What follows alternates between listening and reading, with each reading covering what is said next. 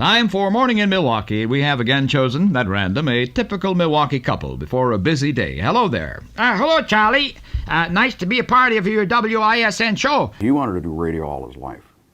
And it was a typical story where he'd be 10 years old with a pretend microphone on the kitchen table pretending he was doing a radio show. So by the time he was in his 20s, he was well rehearsed. He was ready to do that show. So he pretended to be in radio until he really did get into radio. But a great mentor to me and to anyone who ever needed to hear the message, to try to find something you love to do and then try to make a living at it. And you'd be happy. He did love radio. Ja, guten Abend, meinen Freunden, und welcome to my laboratory. I'm glad you all got by my watchdogs at the gate. He started his career in Madison Radio, and I believe it was an FM station, and I think back then, this is the late 40s when FM was kind of new.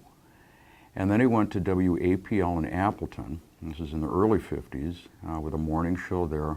From there, went over to Green Bay, WBAY-TV, had a live show every day, and I think it was like 5 o'clock. What I remember most about that show is the show was live, there was no videotape then, and he did miss my birth. Charlie Hansen had a long career, and most people here in Milwaukee know him from being on WISN from like 1956 through 1986. He later went over to WOKY briefly. Charlie Hansen, the most genuine, lovable man that ever walked the face of this earth. He was truly a gem. I love Charlie, and I feel fortunate that I had a chance to work with him in the morning at WISN Radio. When I was pregnant with my first child, Charlie always told me that he would hold the baby while I did the news. And what a generous offer from such a generous man. Truly loved him. Well, I was hired at WISN in 1975, and the station was changing its format. It was going to a kind of magazine-style thing with a bunch of features that the news department would produce, and they were restructuring how Charlie did things. So we had an all-staff meeting on a Saturday morning, of all things, and I walked in and saw all these people that I'd never seen before since I was newly hired, including Charlie Hansen. And I really didn't know much about him except what I could remember from my mom and dad having listened to him on the radio. So I didn't even know what he looked like. So when he started talking, I went, oh my God, that's Charlie Hansen. Charlie Hansen was a marvelous human being. He truly thought that the highest compliment someone could give him was choosing to listen to him on the radio. Charlie Hansen, real radio. But what about Shaky? Because Shaky was the star of the show. Good morning, all you people down there in the expressway. Breathing exhaust and living dangerously. This is Shaky in the WISN helicopter. Sidekick Shaky, to me, he's real. He's very real. Because again, I saw the preparation at home that my dad did to create that illusion on the radio. Shaky loved to hang out every day at Murphy's Idle Hour Cafe. Oh. Hey, Murphy, this is my friend Charlie I've been telling you about. Well, by golly, it's certainly good to see you. Shaky says your mother's Irish, huh? Well, yes, she is. And you're Murphy. Yes, you. My mother's Norwegian. Well, that's America for you. Murph. Excuse me for laughing, but I forgot about Shaky. Charlie Hansen and Shaky.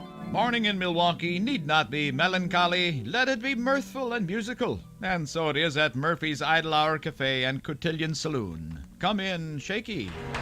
Boy, you said a lot of fun. Let's have another one over here, huh? If I could have, I would have hired Charlie Hansen without a moment's hesitation.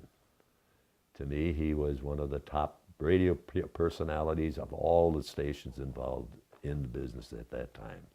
Charlie Hansen would have to be one of the top 5 of all-time radio announcers of that period. I was a 26-year-old guy, 28-year-old guy, coming to work every day, selling this genius and the #1 rated morning guy. So when I got near Charlie, it was, yes, sir. Without Charlie Hansen, WISN was just another radio station. With Charlie Hansen, it was a great radio station. Charlie Hansen was a tough competitor. When I was at WLKY and doing mornings, and he was at WISN doing mornings, I felt kind of bad I couldn't listen. I mean, we were on at the same time. But our ratings would fluctuate. He'd be number one month, I'd be number one another month, and it was just a fun thing. 45 years for Charlie Hansen. And don't forget Shaky. It was Charlie Hansen and Shaky on Milwaukee radio. I had known of Charlie for years. I was at WTMJ, the rival, and he was, of course, at WISN. I finally got to meet Charlie when I went over to WISN radio in 1985. And the memory I have of meeting him was really kind of unusual and actually a little bit awkward, because I was brought into the studio to meet the great Charlie Hansen. And Charlie didn't seem all that impressed to meet somebody from WTMJ who was coming over to the radio station. And I said, Charlie, it's great to meet you, and I've certainly respected you over the years. And we had a very nice sort of chat, and he said, okay, all right, well, welcome. There was sort of this awkward silence, and I was thinking the meeting is over and I should leave. And then Charlie says, so is that it? And I said, is what it? He goes, well, kind of rude, isn't it, to not acknowledge the other person in the room? And I looked around the room and realized there was nobody else in the room. And then it occurred to me that Shaky, Charlie's imaginary sidekick on the air, was apparently also in the room. And so I quickly went, oh, and Shaky, not knowing where to look exactly. I didn't know if Shaky was sitting on his shoulder or was supposed to be sitting in a chair. It was sort of like talking to, is it Harvey, the imaginary rabbit? I said, well, Shaky, I've been a big fan of yours as well over the years, and it's nice to meet both of you. And then Charlie got this great big smile on his face. He said, okay, we're going to be fine. Good, nice to meet you. Welcome to the station. Charlie worked from a notebook, just a loose leaf notebook like you'd have in college or high school. And his bits, his bit, Shaky's bit, Brady's bit, all these characters that he had, they were all handwritten in this notebook. And when he'd get into a skit, and you might be dropping off a weather forecast or handing him a piece of copy or something like that, and he'd be getting ready to launch into his act, you'd see him work this act. He'd kind of cover his ear like this, and he'd really work these characters and facial expressions and body movements to give that character all of the life that he possibly could to help it just transcend through the airwaves.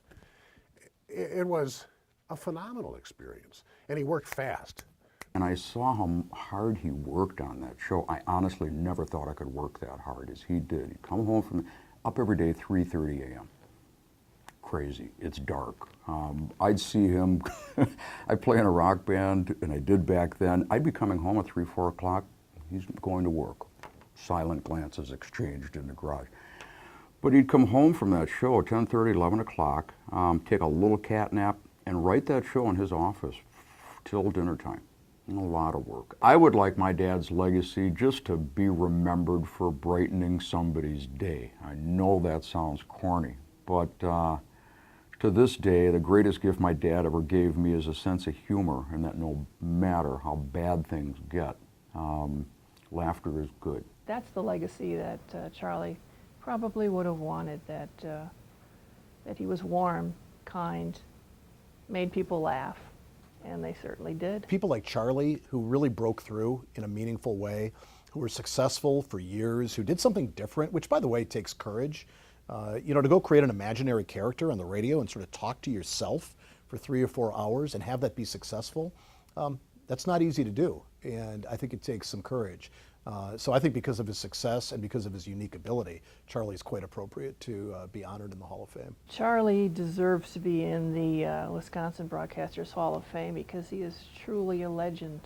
He is a radio legend. They just don't make Charlies like that anymore, that are so funny and so down to earth and so genuine. He is just an outstanding comedian, and we all miss him a lot. I miss Charlie Hansen.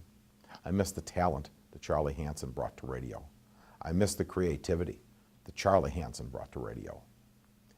Radio has never been the same since Charlie and Shaky left. Well, it's probably about time to go, Shaky. Yeah, I guess so. See that figure over there? Yes, a very imposing figure. That's our host. Oh, We should say goodbye to the host. We're being invited to such a nice party. yes. Mr. Host, Yes. I'm very proud to be invited to your party, and I had a good time. Me and my friend had a good time here. Glad you had a good time. You behaved yourself very well. You helped others. Obeyed the rules. I tried to. Watch a few things, yes. But there will be another party. Really? Oh yes, a really big one. This will be a celebration. Try and make it. I will. With all my heart, I'll try and make it. And thank you for inviting me. And thank you for inviting us into your rooms, your cars, and your lives for 29 years. Thank you.